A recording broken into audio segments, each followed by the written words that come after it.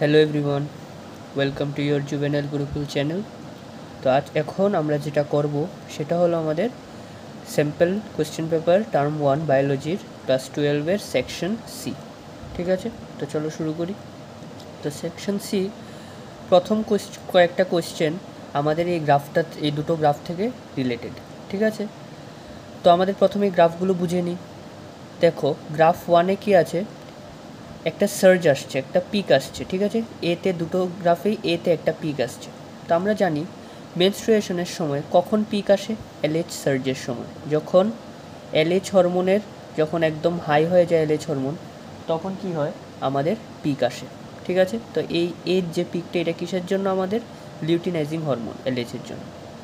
Second কি হয়, যখন এলএইচ বেড়ে যায় তখন আলটিমেটলি একটু পরে কী হয়, আমাদের গ্রাফিয়ান ফলিকলটা কী হয়, আমাদের মানে রাপচার হয়ে যায়, ওভিউলেশন হয়। হওয়ার পর কি হয়, আমাদের কর্পাস লিউটিয়াম তৈরি হয়। কর্পাস লিউটিয়াম তৈরি হয়, এবং কর্পাস লিউটিয়াম তৈরি হওয়ার পর কর্পাস লিউটিয়াম কী করে, আমাদের যে প্রোজেস্টেরনের লেভেলটা, প্রোজেস্টেরনের লেভেলটাকে বাড়িয়ে দেয়। ঠিক আছে, তো এই যে আমাদের যে বি যে পিকটা, এরপরে যে বি এর যে পিকটা উঠেছে, এই পিকটা কিসের জন্য, ডিউ টু প্রোজেস্টেরন। ঠিক আছে, এখন যদি আমাদের ওভিউলেশনের পর মাদার বেবি কনসিভ করে বা ফার্টিলাইজেশন হয়, তখন কি হবে, আমাদের যে কর্পাস লিউটিয়ামটা, এটা অনেক দিন সারভাইভ করে থাকে। মানে যতদিন প্রেগনেন্সি থাকে ততদিন আমাদের কর্পাস লিউটিয়ামও থাকে। কিন্তু যদি আমাদের প্রেগনেন্সি না হয়, তো কর্পাস লিউটিয়াম কিছুদিন পরেই আবার ডিজেনারেট করে যায়।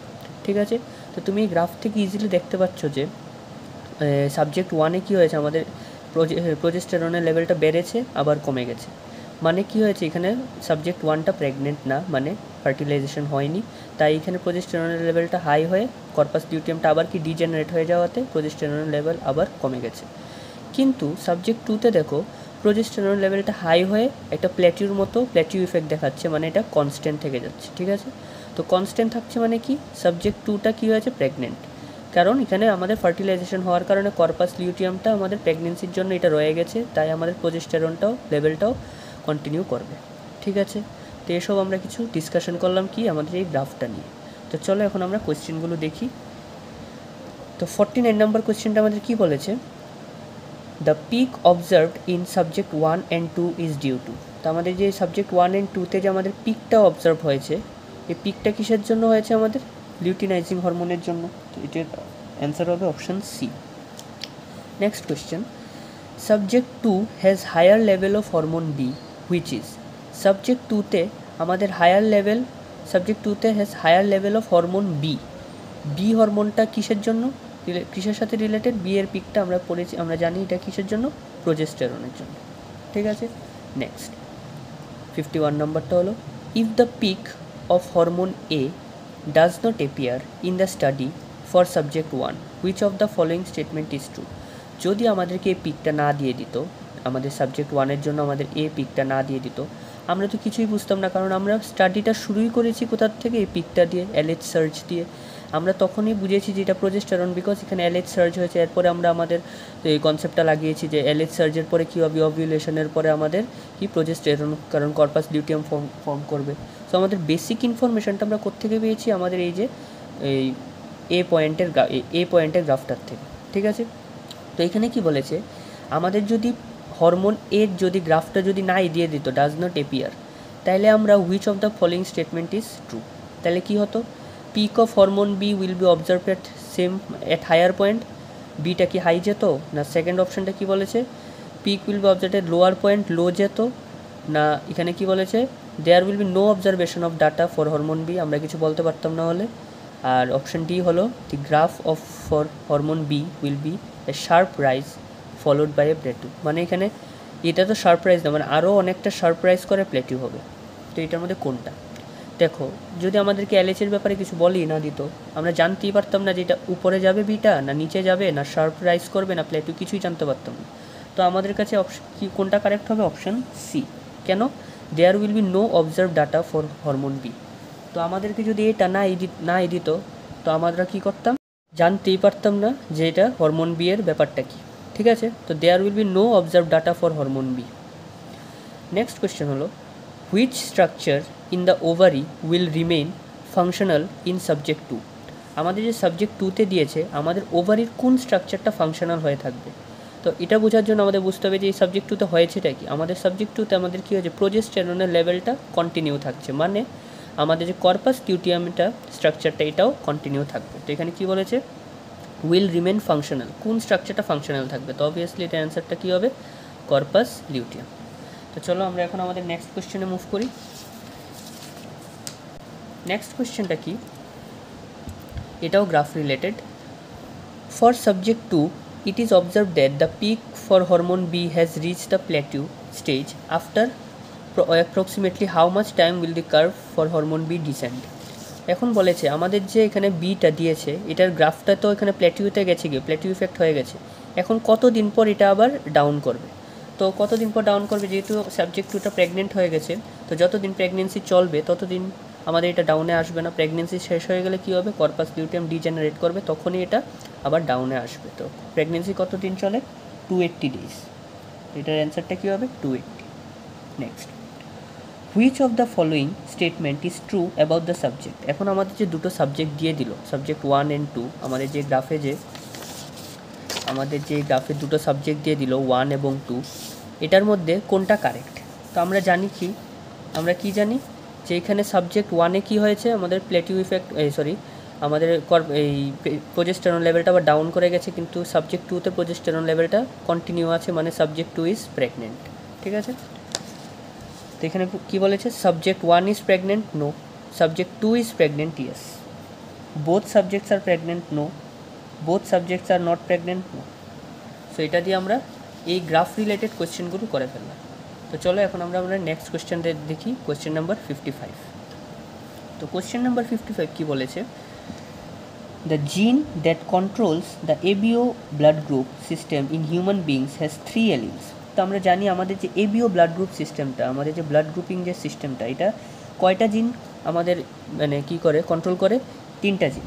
একটা হলো IA, IB এবং I। এর মধ্যে IA-টা হলো আমাদের ডমিনেন্ট, IBও ডমিনেন্ট এবং স্মল আইটা হলো কি আমাদের রিসেসিভ। এখন কি বলেছে, a child has blood group O, এটা আমাদের গিভেন, একটা চাইল্ড আছে, ওর ব্লাড গ্রুপ কি O। His father has blood group A and mother has blood group B। Genotypes of the other offspring can be. এখন কি বলেছে, একটা চাইল্ড আছে যার ব্লাড গ্রুপ কি ও হওয়ার জন্য কী হতে হবে, ওর দুটোই রিসেসিভ হতে হবে, মানে দুটোই স্মল আই হতে হবে। তাইলে ওর মা বাবা কি বলেছে, his father has group A, তো গ্রুপ A হওয়ার জন্য একটা তো ডমিনেন্ট থাকতেই হবে, আরেকটা হলো রিসেসিভ, এবং মা হলো গ্রুপ B, তো মাও একটা ডমিনেন্ট আর একটা রিসেসিভ। এখন কি হয়েছে, এই যে চাইল্ডটা, ওর মধ্যে কি দুটোই রিসেসিভ ক্যারেক্টার এসছে, তাই এই চাইল্ডটার কি ব্লাড গ্রুপ O। ঠিক আছে, এখন বলেছে আমাদেরকে কি, genotypes of other offspring can be. তো বাকিদের কি কি জিনোটাইপ হতে পারে। তো তোমরা এটা ক্রস করেও করতে পারো, কিন্তু আমি এটাকে পার্নেট স্কোয়ার দিয়ে করবো, তাতে একটু ইজি হয়ে যায় ব্যাপারটা। আমি এখানে ধরো IA নিলাম, এটা হলো আমাদের মেলের জন্য। ঠিক আছে, আমাদের ফাদারের কী কী গ্যামেট আসবে, IA এবং I। মাদারের কী কী গ্যামেট আসবে, মাদারের হলো IB এবং I। ঠিক আছে, তো কী কী জিনোটাইপ আসতে পারে, একটা হতে পারে IA, IB, একটা হতে পারে IA, I, আরেকটা হতে পারে IB, I, এবং আরেকটা হতে পারে কি I। তো আমরা কোনটা পেয়েছি অলরেডি, আমরা I পেয়ে গেছি অলরেডি। ঠিক আছে, এখন কি বলেছে আমাদেরকে বের করতে বলেছে genotype of other offspring can B, মানে আমরা এটাকে বাদ দিতে হবে, দিয়ে বাকি কী কী জিনোটাইপ আসতে পারে। একটা হতে পারে IA, IB আসতে পারে, 4th আসতে পারে, IB, I আসতে পারে, IB, I আসতে পারে। ঠিক আছে, এরপর IA, I আসতে পারে, IA, I আসতে পারে। ঠিক আছে, আর I তো আমাদের এসছেই। আর এখানে কী বলেছে কোশ্চেনটা দেখো, child has his father has blood group এত, মাদার এত, জিনোটাইপস অফ আদার অফস্প্রিংস ক্যান বি। আদার বলেছে মানে ওকে বাদ দিয়ে বলেছে, তো 2, 3 and 4 will be the answer. 2, 3, 4, আচ্ছা 5ও দিয়ে দিয়েছে। আচ্ছা 1 তো আমাদের অবভিয়াসলি হবে না এখানে, কেন হবে না, কারণ এখানে কোথাও IB আসছে না। আচ্ছা 1 হবে না, 2, 3, 4, 2, 3, 4, 2, 1 হবে না, 4 2ও তো হবে, তাহলে এখানে ওরা কি করেছে এই আই আই আই যে ও এই যে প্রথম যে বাচ্চাটা যার ব্লাড গ্রুপ ও এটাকেও ইনক্লুড করেছে, মানে 5টাকেও নিয়েছে, মানে অপশান কী হবে আমাদের B will be the correct option. 2 3 4 5 মানে সবগুলোই ওরা শো করতে পারে। ঠিক আছে, তো চলো এখন আমরা দেখি নেক্সট কোয়েশ্চেনটা কি। নেক্সট কোয়েশ্চেনে কী বলেছে, place below is A karyotype of human being. ঠিক আছে, এটা একটা আমাদের ক্যারিওটাইপ দিয়ে দিয়েছে অফ হিউম্যান বিং। এখন বলেছে কি on the basis of this karyotype which of the following conclusion can be ড্রন। আমরা এটা দেখে আমাদের যে ক্যারিওটাইপটা দেখে আমরা কি কনক্লুশন বের করতে পারি। তো এখন তুমি যদি দেখো আমাদের লাস্ট ক্রোমোজোমটা কী থাকে, আমাদের সেক্স ক্রোমোজোম, এখানে কি আছে এক্স, মানে এটা দিয়ে তুমি এটা ইন্ডিকেট করতে পারো যে এটা ফিমেল। তো অপশানগুলো যদি দেখো এখানে ফিমেল পার্সন বলেছে, এফেক্টেড ফিমেল ফিমেল, তো ওরা সবাই ফিমেল দিয়েছে, তো এটা ফিমেল, এটা আমরা শিওর হয়ে গেলাম। এখন আর আবার তুমি যদি একটু অবজার্ভ করো 21st ক্রোমোজোমটা তুমি দেখবে ট্রাইজোমি, 3টা ক্রোমোজোম একসাথে ট্রাইজোমি। আর 21st ট্রাইজোমি কোন ডিজিজটা হয় আমাদের ডাউন সিনড্রোম। তো এটা ইজিলি আমরা বলতে পারি যে এফেক্টেড ইন্ডিভিজুয়াল, অবভিয়াসলি এটা এফেক্টেড কারণ এখানে ট্রাইসোমি অ্যাবনর্মালিটি আছে, তো affected individual is a female, ঠিক আছে, with Down syndrome, Down's syndrome. তো correct option will be C. ঠিক আছে, তো চলো আমরা এখন মুভ করি আমাদের নেক্সট কোয়েশ্চেনে। তো নেক্সট কোয়েশ্চেন হলো আমাদের কোয়েশ্চেন নাম্বার 57। এই যে কোয়েশ্চেনটা এটা আমাদের কি বলেছে এখানে দেখো, given below is a dihybrid cross performed on Drosophila. তো এটা হলো আমাদের যে ইনহেরিটেন্সের চ্যাপ্টারটা, ওইটার থেকে এসছে কোয়েশ্চেনটা। এখানে দেখো ড্রোসোফিলার আমাদের কি দিয়েছে, ডাইহাইব্রিড ক্রস দিয়েছে। তো যখনই তোমাদেরকে ড্রোসোফিলার এমন ডাইহাইব্রিড ক্রস দেবে বা তোমাদেরকে এই চার্টটা দেবে, তোমাদের সঙ্গে সঙ্গে মাথায় আসতে হবে কোন টপিকটা, লিঙ্কেজ এবং রিকম্বিনেশন। ঠিক আছে, তো এটা লিঙ্কেজ এবং রিকম্বিনেশন থেকে দেওয়া হয়েছে এই কোয়েশ্চেনটা। তো এখানে দেখো আমাদের ডাইহাইব্রিড ক্রস যেহেতু দেওয়া হয়েছে, এখানে কী বলেছে, which of the following conclusion can be ড্রন on the basis, এখানে কী বলেছে, when a yellow bodied white-eyed Drosophila female were hybridized with brown-bodied red-eyed female and F1 progeny were intercrossed. F2 generation would have shown in the following ratio. তো যখন আমাদেরকে এমন cross করানো হয়েছে একটা কি ইয়েলো বডিড হোয়াইট-আইড ড্রসোফিলা ফিমেলের সাথে যখন একটা ওয়াইল্ড টাইপ মানে ব্রাউন বডিড রেড-আইড মেলের ক্রস করানো হয়েছে, তখন কি কি আমাদের F2 জেনারেশনে কি আসতে পারে আমাদের। তো যেহেতু এটা একটা ডাইহাইব্রিড ক্রস, অবভিয়াসলি আমাদের 1:2:1 হবে না, 9:3:1 হতে পারে। এখন দেখো যেহেতু এটা একটা আমাদের লিঙ্কেজ এবং রিকম্বিনেশন টপিক থেকে দেওয়া, মানে আমাদের এই যে টপিকটা তুমি যদি পড়ো, তোমরা আশা করি পড়েছো ড্রসোফিলারটা, এখানে কি হয় আমাদের একটা যে জিন থাকে, যেমন ওয়াইল্ড টাইপের যে এই যে জিনটা আমাদের যে Y+W+ আর Y+W+, এই যে জিনটা দ্যাট ইজ আমাদের ব্রাউন বডি আর আমাদের রেড আইয়ের যে জিনটা, এটা কি ওরা লিঙ্কড জিন, ওরা মানে একটা ক্রোমোজোমে খুব ক্লোজ থাকে, তো ওদেরকে আলাদা করা যায়নি, ওরা লিঙ্কড জিন। ঠিক আছে, ওরা লিঙ্ক যেহেতু ওরা সবগুলো জেনারেশনে কোনো ডেভিয়েশন না দেখিয়ে সবগুলো জেনারেশনে সেমভাবে ওরা কি করে এই ইনহেরিট করে। দেখো তুমি প্যারেন্টাল জেনারেশনে দেখো কি আমাদের ওয়াইল্ড টাইপ আছে, F1 জেনারেশনে সেম ওয়াইল্ড টাইপ আছে, তোমার F2 জেনারেশনও তুমি কি ওয়াইল্ড টাইপ পাবে উইদাউট এনি ডেভিয়েশন। আবার দেখো এখানে প্যারেন্টালটা দেখো 98.7%, আর এখানে রিকম্বিনেশন কত মাত্র 1.7%। তাহলে এখানে এই ডাটাটা দিয়ে তুমি বের করতে পারো এটা কী হতে পারে। তো যেহেতু এখানে প্যারেন্টাল বেশি, তো আমরা জানি যত বেশি লিঙ্কেজ হবে, যত বেশি হবে তত বেশি কী হবে আমাদের প্যারেন্টাল জেনারেশনও বাড়বে। ঠিক আছে, তো linkage is directly proportional to parental generation, তো যত বেশি লিঙ্কেজ বাড়বে তত বেশি প্যারেন্টাল জেনারেশন বাড়বে। তো প্যারেন্টাল জেনারেশন যেহেতু এখানে 98.7%, তো অ্যান্সারটা কী হবে, লিঙ্কেজ লিঙ্কড হবে।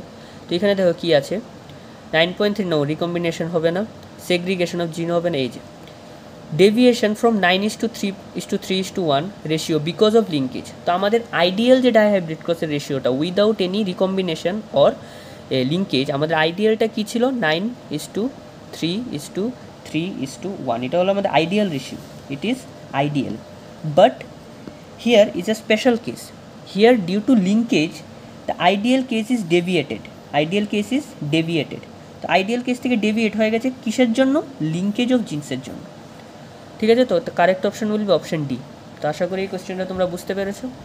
তো চলো আমরা এখন মুভ করি আমাদের নেক্সট কোয়েশ্চেনে, কোয়েশ্চেন নাম্বার 58 কোয়েশ্চেনে কী বলেছে দেখো, which cellular process is shown below. তো এটা হলো আমাদের কোন সেলুলার প্রসেসটা এখানে শো করা হয়েছে। এখানে দেখো প্রথমে এই আমাদের এই টিআরএনএটা এসেছিলো, এটা গেল গিয়ে নেক্সট আমাদের টিআরএনএ এসছে অ্যামাইনো অ্যাসিড নিয়ে, আবার আরেকটাই টিআরএনএ পেছনে দাঁড়িয়ে রয়েছে। তো এটা আমাদের কী হচ্ছে, এখানে একটা আমাদের প্রোটিন চেইন তৈরি হচ্ছে। তো এখানে কি, এটা এমআরএনএর থেকে প্রোটিন হচ্ছে, মানে এটা কি হচ্ছে, ট্রান্সলেশন হচ্ছে। ঠিক আছে, যখন আমরা আরএনএর থেকে প্রোটিন বানাই এই প্রসেসটাকে আমরা কি বলি, ট্রান্সলেশন। তো এখানে কি হচ্ছে আমাদের ট্রান্সলেশন তো হচ্ছে। এখন কি হচ্ছে দেখো, ট্রান্সলেশনে বারবার এটা অ্যাড হচ্ছে, মানে চেইনটা বড় হচ্ছে, মানে ইলংগেট হচ্ছে। তো এখানে কী হচ্ছে, translation, but which type of translation, elongation হচ্ছে এখানে। ঠিক আছে, তো অপশন উইল বি সি। এখন দেখো next question 59, origin of replication DNA in E coli is shown below. তো আমাদের এখানে একটা রেপ্লিকেশন ফর্ক তৈরি হয়েছে, এখান থেকে কি নতুন টাইপের ডিএনএ তৈরি হবে, এটা ডিএনএ সিনথেসিস থেকে দেওয়া হয়েছে কোয়েশ্চেনটা। Identify the labelled parts. তো এখন আমাদের লেবেলড পার্টগুলো আইডেন্টিফাই করতে হবে।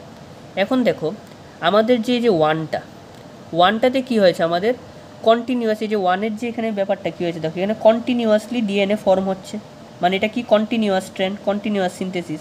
আর টুটা দেখো এটা ভেঙে ভেঙে হচ্ছে। ঠিক আছে, এটা ভেঙে ভেঙে হচ্ছে। তো টুটা কি ডিসকন্টিনিউয়াস। তো এখানে দেখো কন্টিনিউয়াস কোনটা, one is discontinuous, no, one is continuous, yes, one is continuous, yes. তো ওয়ানটা কি কন্টিনিউয়াস আর টুটা আমাদের কি ডিসকন্টিনিউয়াস। তো আমাদের অপশান এ, সি বাদ এখন বি রয়েছে আর ডি রয়েছে। তো বি আর ডি এর 1 আর 2 অপশানটা ঠিক। এবার আমাদের দেখতে হবে 4 আর 3 অপশানটা। তো আমরা জানি সবসময় এখানে তো একটা আরএনএ আছে, এখানে একটা আরএনএ প্রাইমার আছে, বা এখান থেকে আমাদের ডিএনএ তৈরি হচ্ছে। তো আমরা জানি আরএনএ বা ডিএনএ সবসময় 5 প্রাইম থেকে 3 প্রাইমের দিকে গ্রো করে, এটা আমরা সবসময় জানি। তো অবভিয়াসলি ফোর্থ অপশানে কী হবে, আমাদের ফোর্থ নাম্বারে আমাদের এখানে 5 প্রাইম হবে, এটা কি 3 এর দিকে বাড়ছে, আর এখানে 5 প্রাইম হবে, এটা কি 3 এর দিকে যাচ্ছে। ঠিক আছে, তো 4 নাম্বারটা আমাদের কি হবে, fourth will be 5 prime and 3 will be 3 end. Yes, so D will be the correct answer. ঠিক আছে, আশা করি তোমরা বুঝতে পেরেছি। এটা পুরোপুরি আমাদের কি ডিএনএ, নতুন ডিএনএ সিনথেসিসের উপর বা ট্রান্সক্রিপশনের উপরে দেওয়া হয়েছে, ডিএনএ সিনথেসিসের উপরে। ঠিক আছে, তো আশা করি এটা বুঝতে পেরেছো। নেক্সট হলো আমাদের, নেক্সট কি আমাদের, সরি ট্রান্সক্রিপশন, এটা রেপ্লিকেশনের উপর থেকে আমাদেরকে দেওয়া হয়েছে কোয়েশ্চেনটা। ঠিক আছে, তো নেক্সট আমাদের হলো কোয়েশ্চেন নাম্বার 60। কোয়েশ্চেন নাম্বার 60তে কী বলেছে, এটাও আমাদের কিছু ট্রান্সক্রিপশন ইউনিট দেওয়া হয়েছে, এটা ট্রান্সক্রিপশন থেকে দেওয়া হয়েছে। ঠিক আছে, তো কিছু ট্রান্সক্রিপশনাল ইউনিটের একটা পিকচার দেওয়া হয়েছে। এখন আমাদেরকে বলেছে এই যে ডায়াগ্রাম থেকে আমাদের আইডেন্টিফাই সাইট 1-এ এটা কী জিনিস, 1টা কি, 2টা কি এবং 3টা কি। তো আমরা জানি সাইট 1-এ এখানে কি, এটা আমাদের কোডিং স্ট্র্যান্ডের 5 প্রাইমে কী হয় আমাদের, এমন প্রোমোটার সাইড এসে জয়েন করে। তো first will be the promoter side, terminator এটা ভুল, প্রোমোটার সাইড। ঠিক আছে, তো বি উইল বি ক্যান্সেলড। এখন 1, এ, সি আর ডি উইল বি অ্যাপ্লিকেবল। এখন দেখো 2 নাম্বারটা কি, আমরা জানি 3 নাম্বারটা এই সবটা কি আমাদের আরএনএ পলিমারেজ, আমাদের 3 নাম্বারটা কি আরএনএ পলিমারেজ। তো দেখো এ, সি আর ডি এর মধ্যে আছে নাকি, হ্যাঁ, তো এখানে আরএনএ নো, এখানে ডিএনএ পলিমারেজ দেওয়া, তো ডি উইল বি রং। তো আমাদের রয়ে গেল কি এ আর সি। এ আর সির মধ্যে কোনটা হবে দেখো, আর প্রথমে প্রোমোটার, এখানে তো প্রোমোট করবে, আরএনএ পলিমারেজটা কী করবে, অ্যাজ এ প্রোমোটার কাজ করবে। তো আমরা জানি যে RNA polymerase as a promoter কাজ করে, ওর সাথে যেই ফ্যাক্টরটা লাগে এটা কী ফ্যাক্টর আমাদের, এটা হয় আমাদের সিগমা ফ্যাক্টর। তো এখানে কী হবে, প্রোমোটার সাইট, 2 নাম্বারটা কী হবে আমাদের সিগমা ফ্যাক্টর, এবং 3টা হবে আমাদের আরএনএ পলিমারেজ। তো option C will be the correct. আর এখানে দেখো রো ফ্যাক্টর দিয়েছে না, রো কখন হবে, যখন এখানে টার্মিনেট করে যাবে, যখন এটা টার্মিনেট করবে তখন আমাদের এটার সাথে যেটা লাগবে এটা হলো আমাদের কি রো ফ্যাক্টর, তখন এটা আমাদের রো ফ্যাক্টর হবে। তো এটার অ্যান্সারটা কী হবে, সি, যেহেতু এটা প্রমোটার সাইড, এখানে সিগমা ফ্যাক্টর লাগবে। তো এটাও, এই কোশ্চেনটা আশা করি তোমরা বুঝতে পেরেছো। তো এটা দিয়ে আজকে আমরা আমাদের কি করলাম, সেকশন সিটাও কমপ্লিট করলাম। তো এটা দিয়ে আমাদের এটা দিয়ে তোমাদের কি হলো, স্যাম্পল কোশ্চেন পেপার টার্ম 1-এর বায়োলজির সেকশন এ, সেকশন বি এবং সেকশন সিটা তোমাদের কমপ্লিট হলো। আশা করি তোমরা সব কিছু বুঝতে পেরেছো। কোনো ডাউট থাকলে আমাদের এই ডেসক্রিপশানে আমাদের সবগুলো সোশ্যাল মিডিয়া হ্যান্ডেলসের এমন থাকবে, ইনফরমেশান থাকবে, তোমরা আরামসে কাউকে জিজ্ঞেস করতে পারো, যে কেউ কাউকে তুমি মেসেজ করতে পারো, জিজ্ঞেস করতে পারো। ঠিক আছে, ওকে, বাই।